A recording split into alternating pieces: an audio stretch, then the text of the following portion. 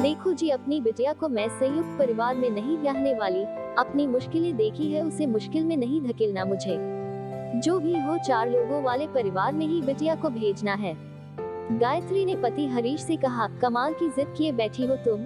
अरे लड़का भाई साहब के ससुराल वालों का बहुत करीबी है, भरा पूरा परिवार है, उनका अच्छा खासा बिजनेस चल रहा, लड़का भी देखने में एक नजर में सबको भा गया है। तुम एक बार काव्या को पूछ तो लो क्या चाहती है। अपनी सोच को उस पर थोपने की कोशिश सही नहीं है। हरीश जी ने कहा। बहस ज्यादा बढ़ते देख हरीश जी काव्या को कमरे में बुलाकर लाए और इस रिश्ते के बारे में बताने लगे। गायत्री जी कुछ बोलने को हुई ही थी कि काव्या के जवाब से सकते में आ गई। ये क्या कह दिया तूने, जानती भी है कितना मुश्किल होगा। गायत्री जी ने झल्लाते हुए कहा, अब काव्या ने जो कह दिया वो बात फाइनल समझो और अब सगाई की तैयारी करो। हरीश जी ने अपना फैसला सुनाते हुए कहा, बेटा ये फैसला सोच समझ कर ही लिया है ना। बचपन से तू देखती आ रही है, संयुक्त परिवार में रहकर मैं एकदम परेशान हो गई, तू सब जानते हुए भी परेशान होना चाहती है। गायत्री काव्या से पूछी, माँ तुम जिन बातों में परेशानी देख रही हो, मैं उसमें खुश रहने के तरीके देख रही हूँ।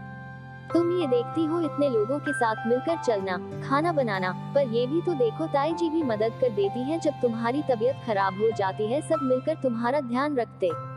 तुम्हें मेरी दोस्त स्नेहा याद है, बेचारी अकेले रहती है, एक तो जॉब और फिर घर के हजारों काम, मेड आकर काम कर जाती पर और भी तो काम होते हैं। वो कहती है अकेले थक जाती हूँ यार, लगता ससुराल में सबके साथ रहती तो अच्छा था, कम से कम लोग तकलीफ तो समझते। यहाँ तो खुद ही सब करना और समझना पड़ता है। तुम भी तो चाहती हो मैं अपनी जॉब करती रहूं, तो उसके लिए उन लोगों ने हामी भर दी है, फिर सबके साथ रहकर सबको समझने का मौका भी मिल जाएगा। काव्या ने कहा। अपनी बेटी की बात सुनकर गायत्री जी ने महसूस किया काव्या कुछ गलत तो नहीं बोल रही। बड़ी भाभी हमेशा मिलकर ही काम करती थी, चेहरे पर एक शिकन नहीं आने देती थी। शुरू में जब काम करने पड़े तो पहाड़ महसूस होने लगता, सिर घूमने लगता। एकल परिवार में रहने की आदत, इस भीड़ भाड़ को देखकर हमेशा मुझे रुला जाते। हरीश जी बहुत समझाते, सास ससुर ने इतने संवार के घर रखा था, फिर मेरी वजह से थोड़ी कलह भी हुई पर फिर भी सबने मुझे कभी कुछ नहीं कहा।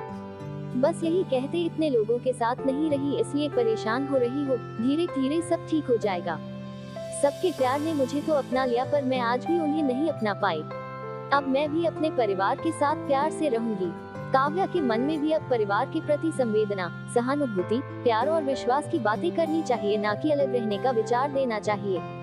गायत्री हरीश जी ने काव्या का ब्याह बहुत धूमधाम से मेहुल के साथ बड़े से संयुक्त परिवार में कर दिया। गायत्री जी बेटी की बात समझकर मान तो गई थी, पर अभी तक तो यहाँ बेटी थी, बहू वाली जिम्मेदारी से परे यहाँ मन मर्जी से रहती थी, पर वहाँ बहू बनकर जिम्मेदारी निभाने की बारी आई तो पता नहीं इतने बड़े परिवार में कैसे सब कर पाएगी, सोचकर परेशान हो रही थी। गायत्री जी का ये भ्रम भी उस दिन टूट गया जब काव्या पगफेरे के लिए घर आई तो सबने जल्दी आने को इतना कहा कि काव्या ज्यादा दिन रुक ही नहीं पाई। तब काव्या की सासू माँ ने हंसते हुए गायत्री जी से कहा, बहन जी काव्या हमारे घर की बहू है, हम सब उसे इतना प्यार और मान देंगे कि एक दिन वो आप सबको भूल जाएगी, फिर अपनी बेटी से मिलने आपको आना पड़ेगा। कोई भी माँ अपनी बेटी का ब्याह करते वक्त यही तो सोचती है समधन जी की उसकी बेटी को मायके से ज्यादा ससुराल में मान सम्मान और भरपूर प्यार मिले। आपने ये कहकर मुझे धन्य कर दिया। गायत्री ने समधन का हाथ पकड़कर कहा। जाने से पहले काव्या गायत्री को अलग लेकर गई और बोली, माँ बहुत नसीब वाले जो ऐसा परिवार मिला है, वादा करो कि अब कभी अपने परिवार के खिलाफ ना सोचोगी, ना पापा से बोलोगी, जो हमें हमारी कमियों के साथ दिल खोलकर अपनाए और भरपूर प्यार दे। ऐसे परिवार का साथ मिलता रहे तो कोई परिवार कभी ना टूटे। हाँ बेटा तेरी बात समझ रही हूँ, मैं तो तेरी शादी भी अलग घर लेकर करने का सोच रही थी, पर तेरी बातें सुनकर लगा एक हाथ काम करे तो थक भी जाते, मिलकर करते तो जल्दी भी हो जाता और थकान भी नहीं होता, फिर साथ रहने से एक दूसरे को समझने का मौका भी मिल जाता। गायत्री जी ने कहा। काव्या माँ को परिवार की अहमियत बताकर अपने ससुराल चली गई। गायत्री जी ने भी अब सबके साथ मिलकर खुद को खुश रखने का संकल्प लिया और साथ मिलकर खुशी खुशी रहने लगी।